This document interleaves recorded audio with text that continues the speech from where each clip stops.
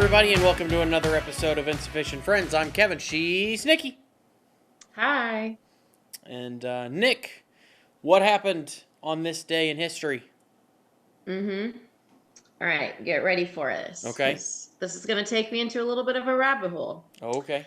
We like rabbit holes around on here. this, yes, and this one is particularly interesting and relevant to pop culture, literally happening right now. Okay. So in 1991, 9 people were killed in a stampede outside a hip-hop celebrity basketball game. Oh. Some people yep. might already I know where I'm going yep. with this because this is one of the very first things mentioned in the new documentary put out by 50 Cent on P. Diddy. So this charity basketball game was headlined by Heavy D and Puff Daddy, aka P. Diddy. So I'm not going to go into the details because as much as we do episodes on like serial killers and things, I don't actually like talking about people dying, but it happened. This game did not have enough security. Diddy invited a lot of people, didn't hire enough security. Just a lot happened. But that brings me to, have you watched okay, I figured not. So for anyone else listening that hasn't, it's called Sean Combs' The Reckoning, and it's on Netflix. I've heard it's very good. And it's very good. Like, it's a well done docuseries. I mean, you can tell it's biased towards them wanting to be Diddy to be the bad guy, like obviously. But it's still a really good docuseries. It's just 4 episodes. And it starts from literally his childhood and his mom to today, like today. So, and they got footage from this. He hired a videographer to videotape him like during the most recent trials and things. Never apparent, or what's the word we use? Allegedly? Not apparently. Allegedly did not pay this videographer. And then 50 Cent or someone on his team or someone associated with him got a hold of this because the guy was selling this. Anyways, so now there's this docuseries with this newfound footage. It is very interesting. I feel like after watching this, I know who killed Tupac, who killed Biggie. Yep. Like, I just feel like, oh my gosh, I didn't know. Like, I knew some of these things, but you just leave the docuseries feeling like, now we know. No, you know? for sure. Yeah. Like, it was always Allegedly. suspected that he had a hand in, yes, allegedly, that he had a hand in Tupac and Biggie and different things. But there was major drama between 50 Cent, Diddy, and Netflix. And not that I think 50 Cent is like, I don't know much about him. I'm sure he's fine. Not everyone is perfect. So I'm sure he's done bad things too. But to see him go after Diddy, who used to be like his friend, I don't know, but just come with all of the tea, and now to have video receipts is just like, it's amazing. Yeah. And of course, I think Diddy and his family are like now suing Netflix and probably 50 Cent and all these things, but you need to watch it because it is very good. Okay. I'll have to find time to watch that then. Yeah. It sounds interesting. It's 4 episodes. They are an hour each because it's a docuseries, but just 4 episodes and so good. Like, we did not want to stop watching it. Okay. So anyways, that's what happened in history. And in the docuseries, that's one of the first big events that they paint Diddy as being very much responsible for. And that was the first time he got out of being held responsible for any liability and anything. So it was kind of like the start of a lot of people close to him. Obviously, he was still a celebrity. Like, to the public, he was still Puff Daddy, but to people close to him, that's when they started to see him a little bit differently, was after this celebrity basketball game. So very interesting that would pop up today. That is very interesting that would pop up today. But And it goes, like you said, it's very topical for right now with that docuseries just Mm-hmm. coming out, but and all the other Yep. stuff going on right now. But anyway, Nick, this week we are talking about um, something a little farther back in history that is also Mm-hmm. still around today, which is Yeah. kind of amazing that this organization is still around after 170 years or whatever that it was created ago. Mm-hmm. We're Yeah. talking about the Pinkertons, Mm-hmm. which I don't know how many people know what the Pinkertons are. Mm-hmm. I have a feeling I thought some that people too. know the And then name. I was reading some of the pop culture. Um, and so I'll just talk about that real quick because so the Pinkertons are one of the plots and main kind of storylines of Red Dead Redemption, Mm-hmm. the game too. And so I haven't played that Okay. because I for some reason only stick to Skyrim and Fallout and I literally won't play anything else. I just keep restarting them. But um Casey has, and we watch YouTube creators and we watch a lot of game Mm-hmm. like player YouTube creators. And so I've seen a lot of Red Dead 2 being played. And they are so this it sold over 60 million copies, one of the most commercially successful historical video games. Okay. And of course, they're not like exactly portrayed Yeah. 100% correctly in there because it's a game, but yeah, I would say there's a lot of people that play Red Dead and probably know the storyline. So whether All or right. not they know, like, oh, this was a real thing, a real detective agency, blah, blah, blah. But I'm sure a lot of people have heard of the Pinkertons. Yeah. I think a lot of people, like I said, have maybe heard the name, but don't know exactly Yeah. what it was, um, Mm-hmm. or that it existed, or how involved it was in a lot of things, or how involved the Yeah. group was in a lot of things, or how involved it was in like making things that you know today. I didn't Mm-hmm. realize that the phrase "private eye" like came from their logo. I didn't realize Mm-hmm. that. That's Yeah. And it's still their logo. Like you can still go to their website and their logo is still the eye yeah, that they're known for. yeah. Mm-hmm. So, um, but yeah, the Pinkertons is really kind of one of the oldest detective agencies in the United Yeah. States. Like, Because the first office was opened in 1850. mm-hmm, So Alan Pinkerton was born in Scotland, emigrated to the United States in 1842. In 1847, and I think maybe he had a small team at this time, but he discovered counterfeiters while scouting for timber on the Fox River. So that was kind of his first foray into solving things. I don't know. I don't know what you would crime. I don't know the well, right word, he but did it. He apparently did it accidentally, mm-hmm. because he was He was trying just to scouting for he timber. was trying to Mm-hmm. find wood for his barrel making business. Yeah. and and he just came across them and then went and told the sheriff, and that was it. And Yeah. he got so popular from this because people just, I guess, I mean, back then, you know how people are. They're just like, hey, you found somebody that was doing bad things. You should come do the same thing for us. It's like, Mm-hmm. what? Okay, Yeah. and that's just what he started doing then. So Yeah. it, he, Their you know, first big contract. So after becoming well known, like you said, for what we know is accidental, but solving a crime, quote unquote, his first big contract, or at least for the Pinkerton Detective Agency, was um, to guard the Illinois Central Railroad. hmm Was their first big contract. And the year after that was in 1855. In 1856, they hired their first female, the first ever hired female detective, Kate Warren. nice. Yeah. They also did many things that got them more notoriety over time. Like, yes, they did do a lot of protecting the railroads because they realized that um, railroads were being robbed all the time. They didn't really have any protection. Um, Mm-hmm. they gained notoriety by uh,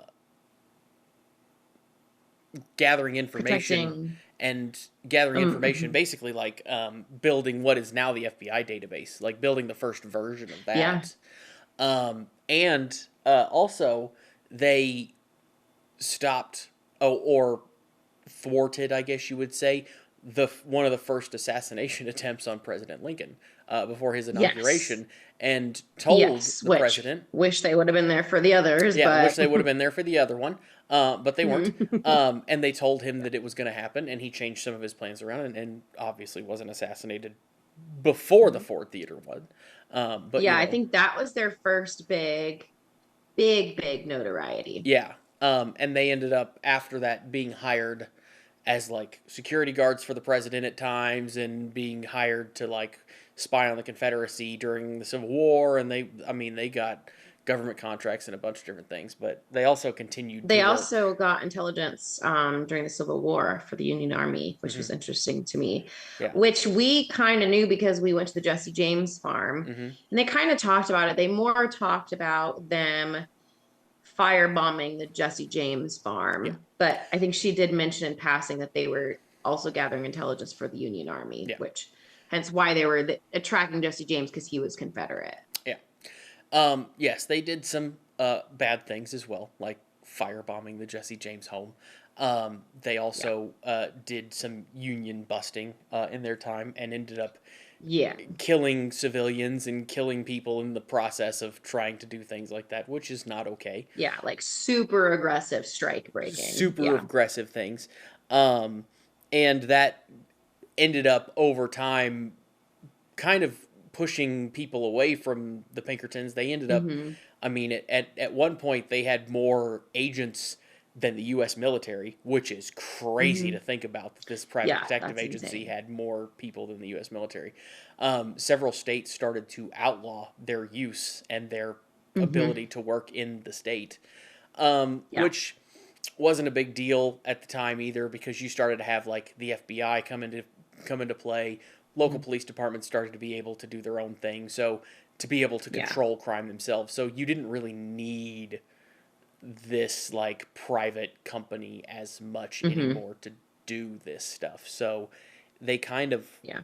kind of went out of fashion almost. And Yeah. And I think that that's where a lot of their outlaw type, um, what's the word I'm looking for? Reputation comes from because in a lot of the pop culture, they're like d Pinkerton detectives, but like outlaws yeah, almost, which I mean, they kind of were in person. They were very aggressive and yeah, killed people that should not have been killed. yeah. I'm not saying that like the FBI and things don't do that today, but they Oh, were no. more more so. Yeah. Um, yeah, like so in Deadwood, which is an HBO piece, Long Riders, Assassination. There's a lot of like movies, shows where they are definitely um I don't know, portrayed as we have described. Hmm. That's how I'll say it. Yeah. Yeah. Um, they were eventually bought by a security firm in, Mhm. is it Swedish security firm? It's a foreign company. I don't remember Um, what country it's from, but um, it says global risk management firm Securitas AB. Let me yeah. see. Eventually they were bought by a foreign security company, and they are still around. So Pinkertons are still Hmm. around. It's a private security company now, just like it was for, Swedish group. yeah, Swedish security company. You know what? There was a secure. Now I know what it is. There was a Securitas um by Nathan's house in Kansas City, but they had no signage. There was always a lot of cars there during the workday, but no signage, protected gates, everything. And I never knew what it was. Now I know what it was. You live next to the Pinkertons. Mm-hmm. Nice. Interesting. Yeah, uh, it's very interesting. So, um, their corporate headquarters in 1960 was New York. And the biggest thing they did in the 60s, they actually, well, one of the biggest things, they successfully escorted the Mona Lisa. I thought this was interesting. Oh, that's cool. Across the Atlantic Ocean. That's cool. Yeah. You know, I learned something about the Mona Lisa that I didn't know. So, apparently, I've never seen the Mona Lisa. You've seen it, haven't you? You've been there and seen it. I have. Yeah. It's very tiny. It's very small. I know that. Underwhelming. I know that it's very small. Um, but I didn't know that it used to not, I guess, be famous. Um, it was only after it was stolen that it became famous, I guess. Because it was stolen, I guess, in like the early to mid 1900s, something like that. I don't know. And it, Yeah. I guess, like shot up in like Value.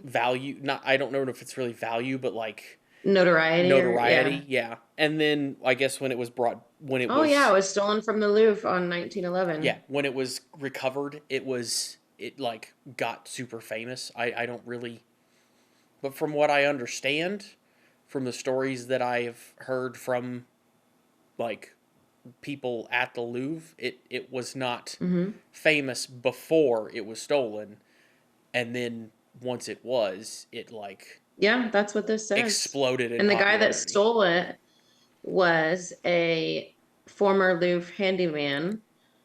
And he was Italian and claimed it belonged in Italy. That's, I mean, Yeah, that's why it became famous. it might. That I'm not going to disagree with that. There's a lot of Yeah. things. There's a lot of things in museums that don't belong in the museum that they're in. So Yeah. British Museum. Yeah. that's just the way that a lot of museums are. Yep. Yeah, there's a lot of things in museums that don't belong where they are, but it's just yeah. Anyway, that's a topic for another podcast episode. But yeah, the Pinkertons are still around. Yeah. You don't really hear about them anymore. I don't know if they still operate under the Pinkerton name as much. Like you said, the Securitas is the company Kind of. that still Yeah. does things. So, and I don't really know what they do now either. I'm sure I don't really know what it is anymore. Actually so they still have a crime index, crime reporting. But one of the things on their website, because I'm looking at their website right now, says we help organizations identify, mitigate, and manage business risks as well as security concerns anywhere in the world. Interesting. So still secure. Yeah, still just security. Still the modern version of it. Yeah. Yeah. Interesting. Yeah. Yeah. That's the Pinkertons. They're kind of a it's an interesting history of a detective agency that kind of, I mean, there's no other one like them. no, So, yeah. it's like the first of its kind and kind of the last of its kind. It never really, they're famous they're famous and infamous at the same time. It's kind of a weird little group of people. Not really little group of people either, because they had like 40,000 members at one point. Like, yeah, quite large. So many people. But yeah, it's a kind of a weird thing, and I recommend if you want to learn more about them, like there's all kinds of videos that you can find and stuff, like short little 10-minute videos you can find on YouTube about them, because that'll do much better justice than we just did. Because we are insufficient. Very. Yeah. Yes. But anyway, Nick, is it time for facts? Okay. Fact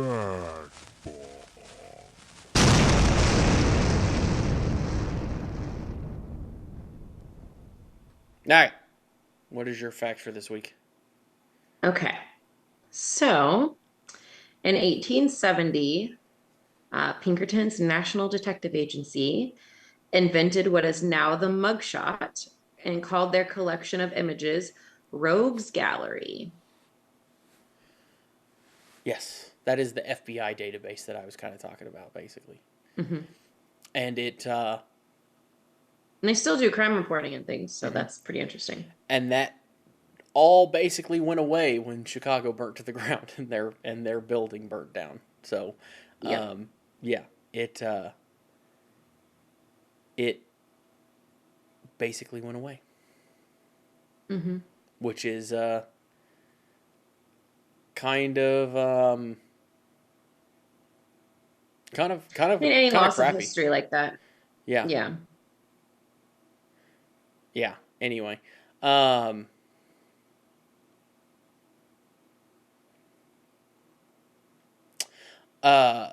so apparently private investigators. So you don't need a license to be a private investigator. And there is apparently a relatively high demand for private investigators. So jobs for this field are expected to grow by 13% over the next 5 years, so through 2030. Mm-hmm. According to the Bureau of Labor Statistics, which is kind of crazy. Like, I don't know. Mm-hmm. Like, I don't know of anyone that I've heard of that has gone into being a private detective to start. I've always heard police detectives retiring or leaving and then becoming a private detective. I feel like is the common theme I've heard. So that's interesting. yeah. So it's interesting that you would. It's also weird to me that you don't need a license of some sort to do it. Yeah. I mean, I guess anyone can search things just and follow somebody around and search for interview things. people as long as you have permission. You can interview people. Yeah. If you have permission to be on their property, you can search. Like, I guess if you have permission, you don't need a license. Yeah. Yeah. Yeah. That's interesting. Yeah, I don't know. Maybe they keep it separate on purpose, like purposely don't. I don't know, because they're not the law. They're not law enforcement. So maybe there is purposefully a distinction. I don't know.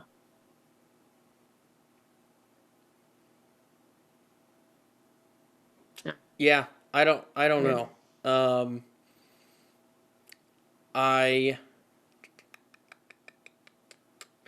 don't know. That's kind of a gray area to me, I guess. It's one of those that it's like, is that I don't know if that's a like there are definitely people that take it too far and like yeah. impersonate police officers and things. Yeah. But I can see it being set up that way because they're not supposed to be law enforcement, you know? Yeah. So I don't know. It's interesting. Yeah. Anyway, I think that's about it for this week, folks. Hope you enjoyed this episode. If you did, don't forget to like, subscribe, comment. Let us know what you think. Let us know what you want us to talk about in the future, and we'll get around to it. If you didn't like it, I don't know what to tell you. We're insufficient. Come back for another episode. Go find another one. This is like 151, so there's a lot of them out there. Mm-hmm. We've talked about all sorts of things because we just talk about whatever we want to. So, there's all sorts of things out there for you to find. But yeah, we will talk to you next week. Bye.